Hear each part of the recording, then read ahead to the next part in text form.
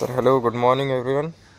आता मी हिंदी बोलणार आहे, मराठी बोलणार आहे की इंग्लिश घुसाडणार आहे ते काही मला माहीत नाही. पहिला यूट्यूब व्हिडिओ आहे आणि हा काहीतरी चुत्याचा प्रयत्न आहे. ही आमची व्हाईट एक्स्ट्रीम जे आमची नाही आहे, मित्राची आहे आणि याने चाललो आम्ही जेजुरी. मी आहे असा काही दिसतो आणि हे आमचे लाडके निखिल भाऊ काटे. वेळ झाली आहे सकाळचे 6. आम्ही 5 किलोमीटरचा पुढचा राऊंड मारून आलो आहे आणि बाकीचं आता मारणार आहे. चल.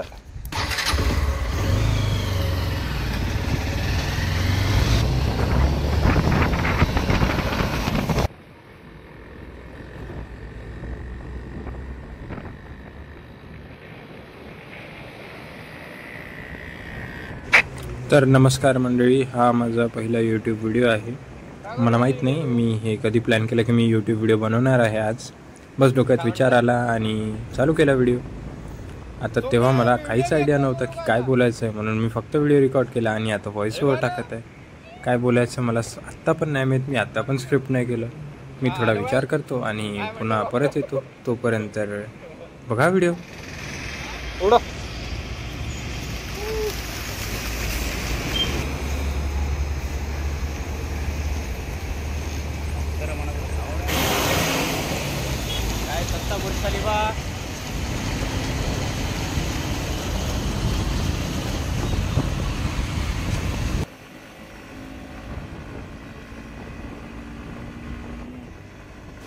नॉर्मल आळशी माणसासारखा मी पण एक आळशी आहे. मी आत्तापर्यंत स्क्रिप्ट नाही विचार केला काय करायचं. 2 दिवस पलटून गेले.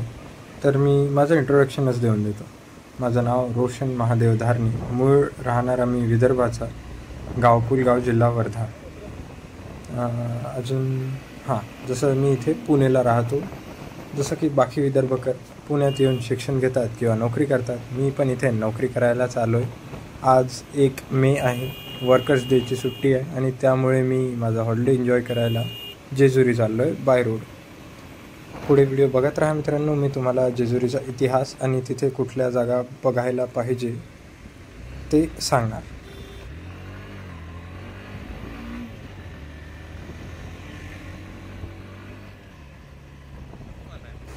नवीन जागा बघण्याचा आणि तिथे जाऊन फोटो काढण्याचा माझ्यात खूप मोठा किडा आहे. रस्त्याने जाताना एक पहाड दिसला मला आणि मी तिथे ऑफरोड करायला गाडी टाकली आहे. जागा खूप मस्त आहे. आता इथे थांबून मी काही फोटो काढणार, मस्त 1-2 तास वेस्ट करणार आणि मग पुढे निघणार. मी तुम्हाला इथे काढलेले फोटो दाखवतो. बस 1 मिनिट. जागा मस्त आहे पण काही असो.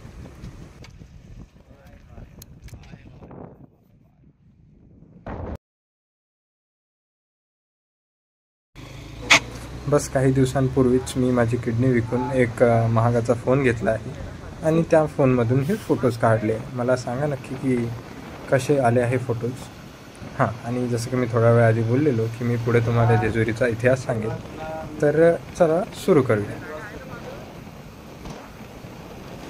काही मान्यतांच्या अनुसार खंडोबादेव हे भगवान शिवाचे स्वरूप आहे आणि काही मान्यतांनुसार शिवाचे जे पुत्र होते कार्तिकेय, खंडोबा त्यांचे स्वरूप आहे. जेव्हा खंडोबादेव पृथ्वीवर होते तेव्हा शेतकरी, चरवाहे, आदिवासी, इतर लोक त्यांची पूजा अर्चना करायची. खंडोबादेवांचे अजूनही काही नाव आहे, जसं की मल्हार, खंडूगौडा, मल्हारी, मल्हाड. बरं, व्हिडिओमध्ये पुढे जाण्याच्या आधी मी राजश्री सोल यूट्यूब चॅनल यांचे खूप खूप धन्यवाद करतो, कारण बरीच माहिती मला त्यांच्या व्हिडिओवरून मिळाली. तर getting back to our story. काही पौराणिक कथेनुसार मनी आणि मल्ल नावाचे 2 दैत्य होते, ज्यांना ब्रह्मदेवांकडून सर्वशक्ती असण्याचे किंवा सर्वशक्ती होण्याचे वरदान प्राप्त झाले. आणि जसं की हे दोघं पण राक्षस, यांनी पृथ्वी लोकावर विनाश फैलवणं चालू केले. जसं की मी आधी बोललो, मनी आणि मल्लला सर्वशक्तिमान असण्याचा वर प्राप्त होता. त्यामुळे देव पण त्यांचं काही करण्यास असफल होते, त्यांना अडविण्यास असफल. त्या काळी सप्तऋषी एका पर्वतावर तपस्या करत होते, पण मनी आणि मल्लचा विनाशामुळे त्यांचा तपसुद्धा भंग झाला. हे बघता सप्तऋषी भगवान इंद्र आणि भगवान विष्णू जवळ गेले, परंतु त्यांच्यावर सर्वशक्तिमान असण्याच्या वरदानामुळे हे दोघं पण सप्तऋषींची मदत करण्यास असफल होते. सर्वांकडे हारून सप्तऋषी भगवान शिवाकडे आपली विनंती घेऊन गेले आणि भगवान शिवांनी त्यांची विनंती स्वीकारली. सप्तऋषींची मदत करण्यासाठी भगवान शिवानी देव खंडोबा किंवा आपण म्हणू शकतो मल्हाराचं रूप घेऊन पृथ्वीवर आले आणि मणी आणि मल्लला युद्धामध्ये हरवले. युद्ध संपल्यानंतर दोघेही दानवांनी आपली चूक स्वीकार करत मार्तंड भैरवाकडे माफी मागितली आणि दोघांनीही देवाकडे आपली एक एक इच्छा प्रकट केली. मणीने आपल्या चुकीचा पश्चाताप करत देवाला स्वतःचा पांढरा घोडा भेट म्हणून दिला आणि ही इच्छा प्रकट केली की त्यांच्या प्रत्येक मंदिराबाहेर मणीची एक मूर्ती असावी आणि त्याला सुद्धा पूजल्या जावं.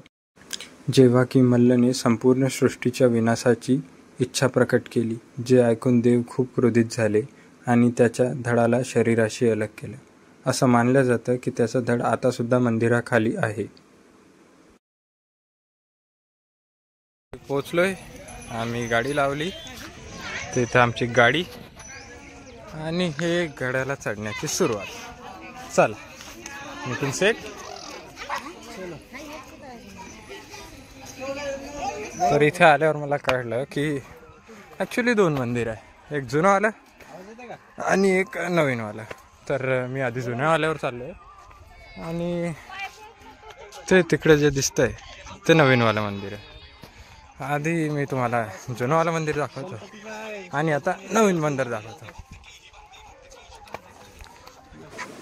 असं मानलं जातं की मंदिराचा खालचा भाग हा बानाई माताला समर्पित आहे आणि वरचा भाग म्हाळसा माताला. खंडोबा देवांना 2 पत्नी होत्या. पहिल्या म्हणजे माता बानाई आणि दुसऱ्या ह्या माता म्हाळसा देवी. म्हाळसा देवी यांना पार्वतीचं रूप मानलं जातं आणि बानाई मातेला गंगेचं. बिलकुल काका काकू फोटो काढताना. आणि जुन्या मंदिराचं द्वार. इकडे पहिले इकडे बघू काय आहे. वीरभद्र मंदिर. काही अन्य मान्यतांच्या अनुसार सूर्याचे एक भक्त होते मार्तंड आणि शिवाचा रौद्र अवतार म्हणजेच भैरव खंडोबा हे यांच्या दोघांचे मिश्र अवतार आहे, म्हणून कधी कधी त्यांना मार्तंड भैरव सुद्धा म्हणल्या जातात.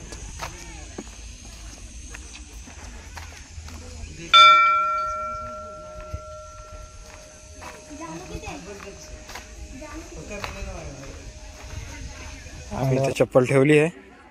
निखिल भाऊची हे शूज. आता बघू राहते की नाही. राहीन ना निखिल? बिल्कुल बिल्कुल, यहाँ से कहीं नहीं जाएगा. Okay. Safest place in the world. अरे cheapest shop in the world.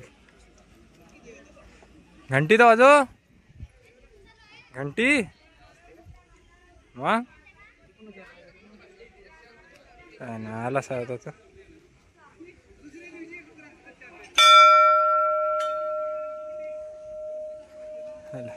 Shopping वगैरे करायचं असेल तर ते पण इथे आहे.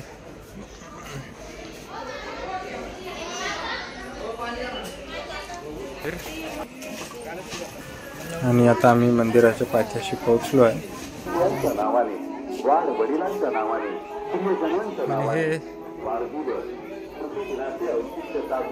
नंदींची मूर्ती.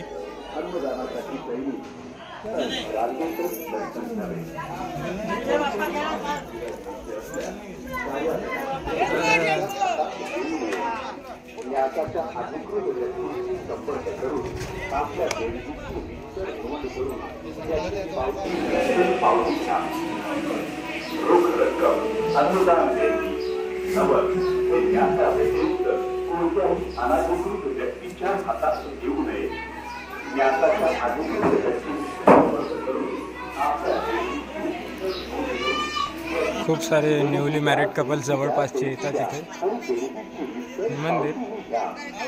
तर जुन्या मंदिरावरून आलो आहे दर्शन करून. आता नाश्ता करतोय. निखिल भाऊला भूक लागली आहे. अरे यार याच्यात ना भाई हे चेंज व्हायला पाहिजे होते.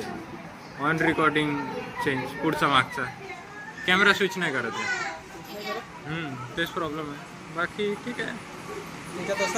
कांदा भजे सांगितले. हां अर्धा आहे पण ते यूट्यूबवर कुठं चांगलं दिसतं रे. कांदा भजे सांगितले बघू आता कसे लागते. किती रुपये रे कांदा भजे? कांदा भजे 50 आणि मिसळ 70. लय महाग आहे. घरून घेऊन आमचा नाश्ता आणताना वेटर. Thank you waiter. तुला टिप नाही देणार आहे मी. अरे हां हे सगळं ठीक आहे पण इथून काही जागा पण आहे जवळपास फिरायला. ते तुम्ही तिथे बघू शकता.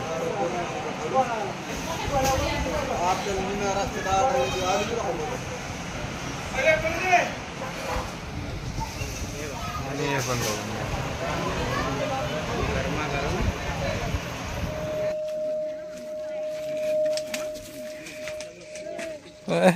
आमची चप्पल आहे. थँक्यू देवा. थँक्यू. आयो गरम.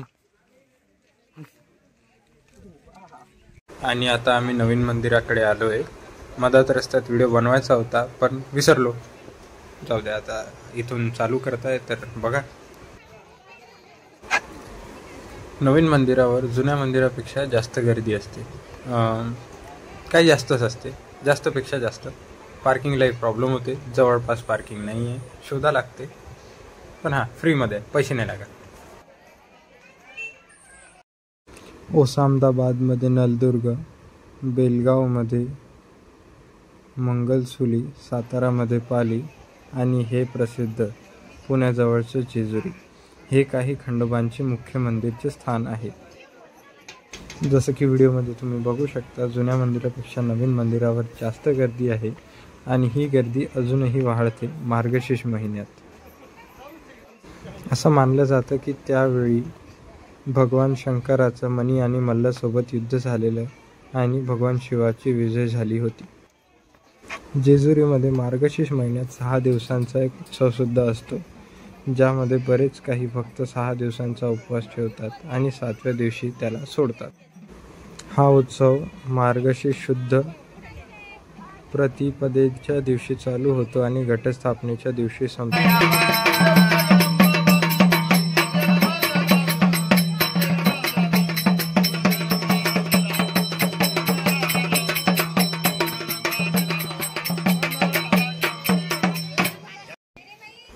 त्या 6-7 दिवसांच्या उत्सवादौरान भक्त खंडोबा देवाला पानगे, वांग्याचं भरीत, पुरणपोळी, भाकरी इत्यादी गोष्टी नैवेद्यात देतात. आणि अंदर घुसल्यावर आम्ही गरीब गाय VIP लाईनला फ्री लाईन समजून घुसून गेलो अंदर. आणि मग माहीत पडल्यावर हे VIP आहे का कॅन्सल.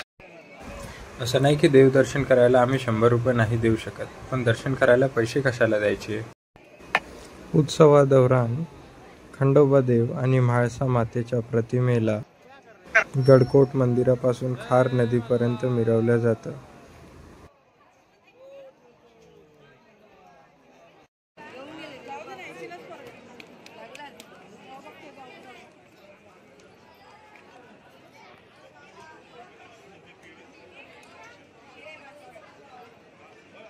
कोणी फेका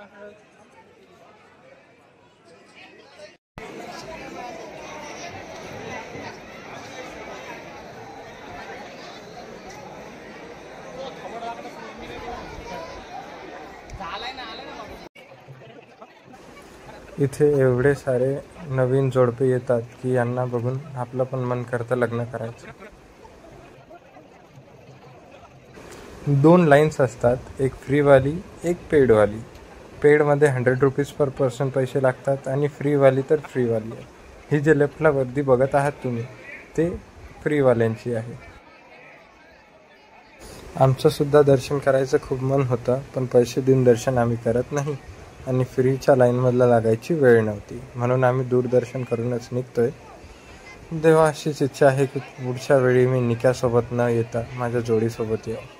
मी निघालो, ज्यूस प्यायला थांबलो होतो. गर्दी खूप होती, दर्शन काही झालं नाही, पण ठीक आहे, चांगलं सुट्टी होती, दिवस चांगला गेला. आणि निखिल सेठ, चीअर्स.